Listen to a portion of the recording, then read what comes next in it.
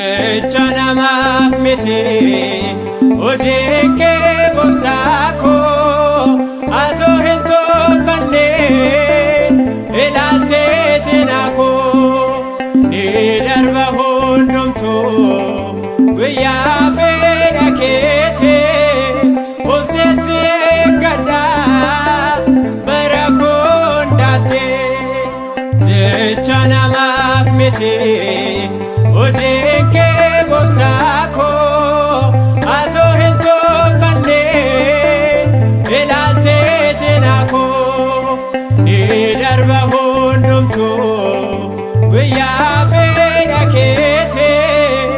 obseessi eeggadhaa bara koondaatee.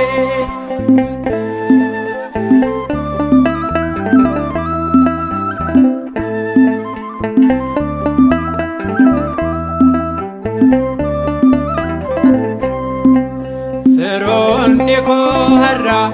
Yohaanaan gatanii rakkataadha jechuun yoona tuffatanii hir'ina isaa wajjin nama kan jaallatu kan akka waaqa koo eessuma argatu jecha namaaf miti hojiin kee gooftaa koo atoo hin tolfanne ilaaltee seenaa koo ni darba hundumtuu guyyaa fedha keetii obseessi eeggadhaa bara koondaatee.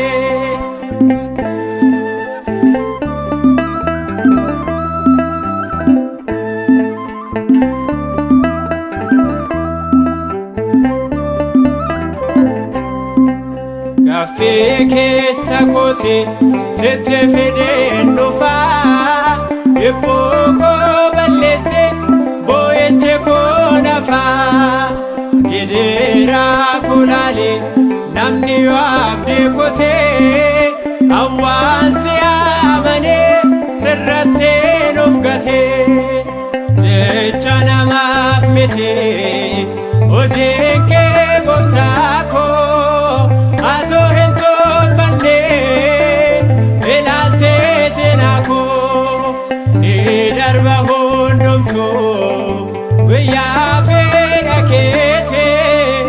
obseessi eeggadhaa bara koondaatee.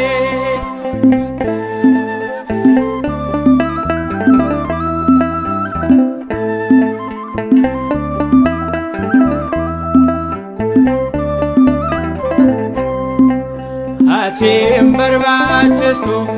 iddoo siif hin qabnu galmeessaa cufaate murtoo itti laannu yoo garaa jabaatan warra aangoo qabanii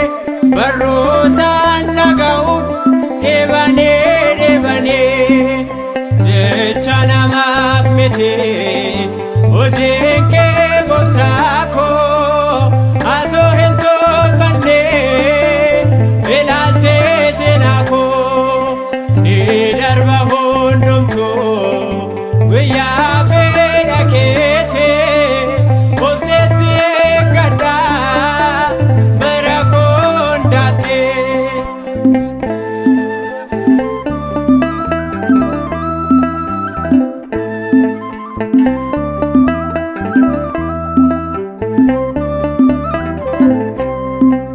Jireenya addunyaa kun ifee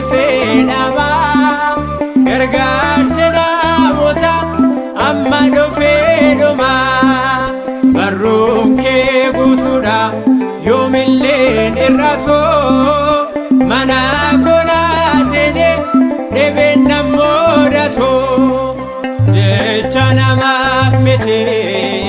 hojiin kee gooftaa koo atoo hin tolfanne ilaaltee seenaa koo ni darba hundumtuu guyyaa fedha keetii obseessi eeggadhaa bara koondaatee. jecha namaaf miti hojiin kee gooftaa koo asoo hin tolfanne ilaaltee seenaa koo ni darba hundumtuu guyyaa fedha kee